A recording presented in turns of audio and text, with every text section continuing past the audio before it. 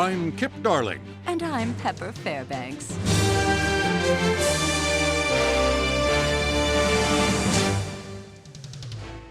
Galactic authorities have just recovered the M-class starship, purportedly used to break notorious villain Flint Vorselon out of Zordoom prison.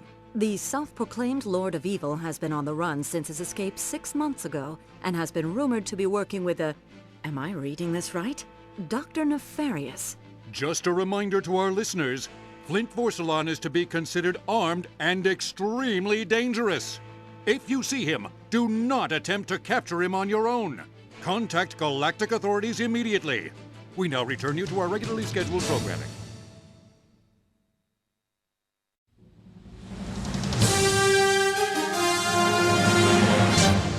Good evening.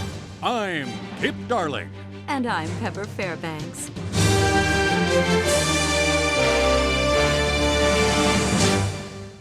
We've just received word that an unidentified Lombax has been seen in the Phylax sector just west of the Brigus Nebula. Our mildly talented Pepper Fairbanks has the story. Thanks, Kip, you rusty old has-been. The Lombax was sighted mere moments ago when seismoscanners picked up a large explosion in the Phylax sector. Galactic authorities believe it may have originated from... Oh, hold on. Our station manager has a holopic of the Lombax and... Oh, he is cute. Way to be professional, Pepper. Bite me, Kip. And now back to our regularly scheduled programming.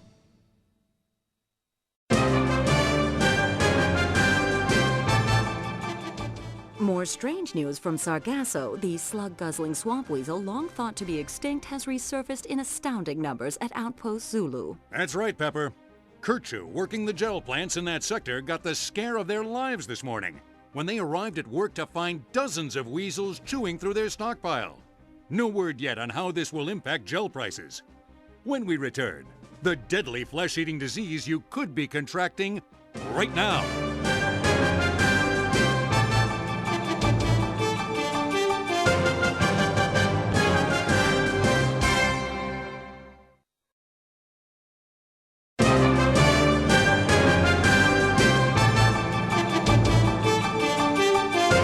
This just in. We're all gonna die! Is what you would have heard me say if the mysterious Lombax hero failed to destroy a deadly VX-99 hover drone in Axiom City this afternoon. Amazingly, he vanquished his enemy and saved an entire populace. Let's take some calls. It's so rocked. I saw the whole thing. It was this giant dome thing with arms and guns and lasers, and he took it apart with this, tiny little wrench. I never saw anything like it. Was he as cute as he was in his holopic? Oh, definitely. I'd never seen a Lombax before, but if this is what they look like, sign me up, please. Let's get a male perspective. Pogor from Taraknos, you're taking the Lombax. Hero or menace? Hero. Definitely hero. I mean, look around. We've got time ribbons crippling the universe, Dr. Nefarious running wild, and where's the Polaris Defense Force? If you ask me, it's about time we had a hero like this Lombax to stand up for us. Thank you, Pogor. And we'll be right back.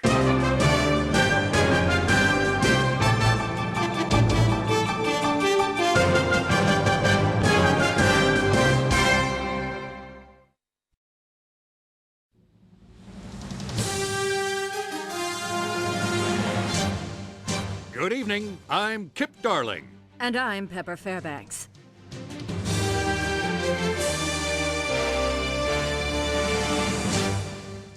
Tinseltown is fuming this morning over the release of a Hola recording stolen from the set of My Blaster Runs Hot. The recording depicts action star and former superhero Copernicus Quark in a somewhat unfavorable light, prompting many enraged fans to boycott its release. Pepper, our station manager has just informed me that we've attained a copy of The Meltdown.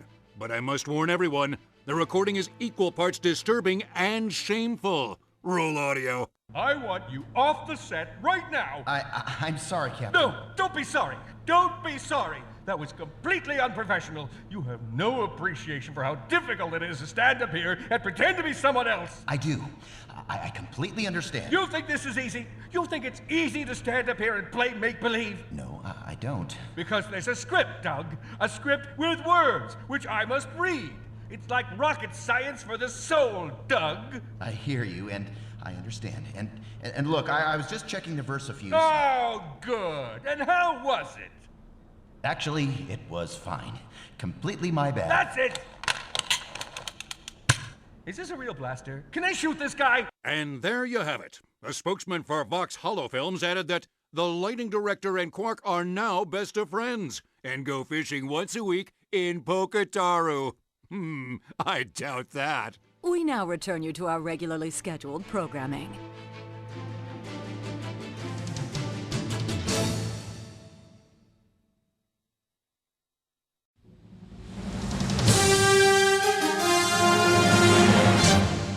Good evening, I'm Kip Darling. And I'm Pepper Fairbanks.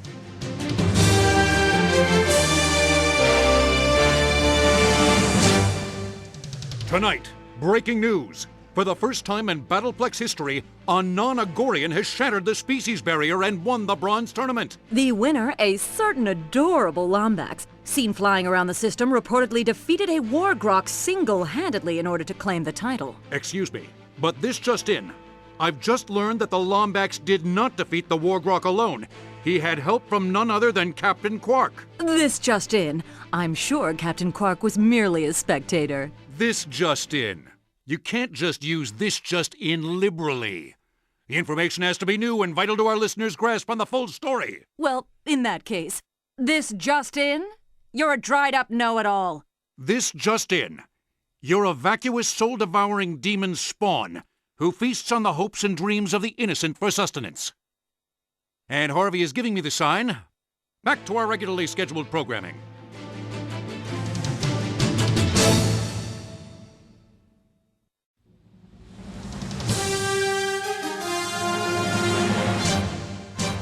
Good evening. This is Kip Darling. And I'm Pepper Fairbanks.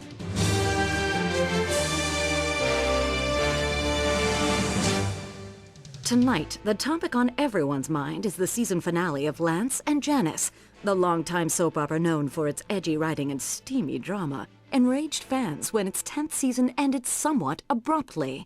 Dr. N, you're on the air. Greetings, Pepper. Long-time listener, first-time caller. Hello, Doctor.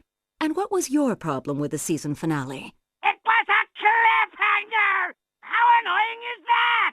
Why didn't they just finish the story? You sound a bit angry. Why the rage? Because this is just another example of squishy oppression, designed to torment hard-working robots across the universe. The writers on that show should be annihilated! Thanks, Doctor. Well, you heard him. One enraged fan calling for the execution of the Lance and Janice writing staff. I wouldn't want to be them. We'll be right back after a word from our sponsor.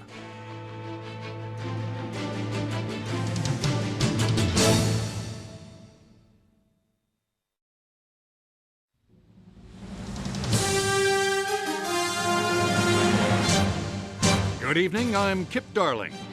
And I'm Pepper Fairbanks.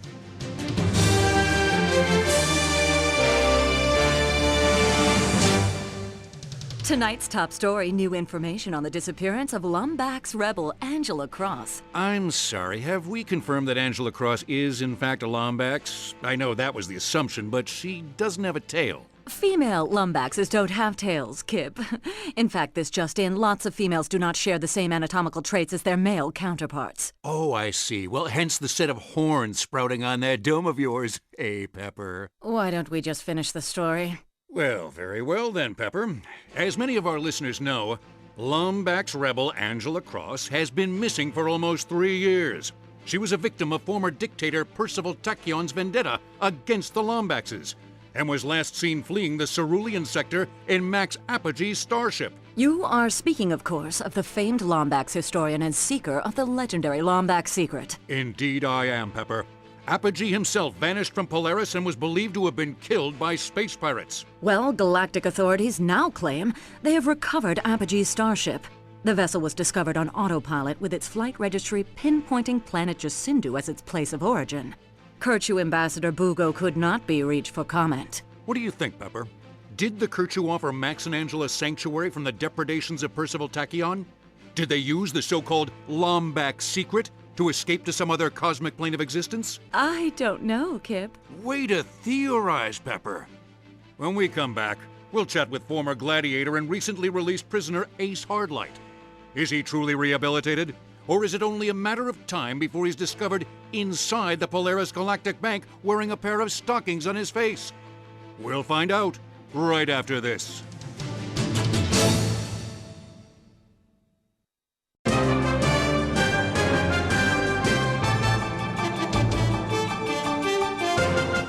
This just in. Chaos and panic are spreading through the galaxy thanks to strange, unidentified time phenomena. Or so sources report. That's right, Kip. Galactic authorities have yet to comment, but a source inside the Defense Force says it's all hands on deck across several planets, thanks to military installations frozen in bizarre temporal rifts. The result? Rioting and lawlessness. Reports are pouring in of violent outbursts on Igliak, Sargasso, and Cobalia. Are you in danger? Is your planet about to be consumed in a time-space catastrophe unseen since the Erebus supernova of late? Find out when we return.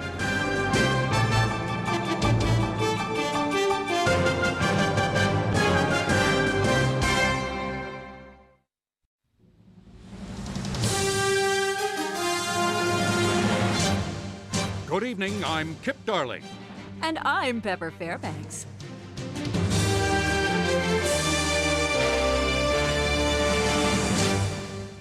Planets everywhere rejoiced this morning to find that the strange time phenomenon plaguing the universe had miraculously disappeared. Experts are still theorizing about what could have caused the disturbance, but have reduced the threat level from sunset red to a soothing azure blue. Thanks, Kip. In other news, a giant space station thought to be the lair of the fiendish Dr. Nefarious exploded last night, leaving the Vullards with a ton of salvage work to do. Galactic authorities have yet to recover the remains of Dr. Nefarious or his partner Lawrence. The Polaris Defense Initiative has been mobilized.